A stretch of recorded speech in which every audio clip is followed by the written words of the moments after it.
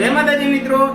આજે મારે પ્રેમ વિશે જ્યારે વાત કરવી હોય કે પીયુ પરદેશ ગયો હોય અને એના એક એક પલના પ્રેમ અને હેત માટે તેને તરસતી જે પ્રેમિકા છે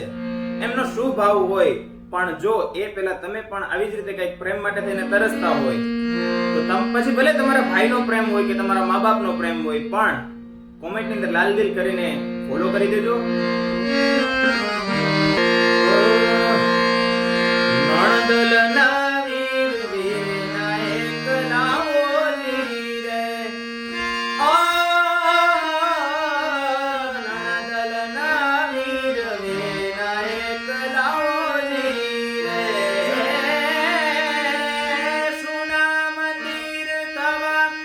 જાયો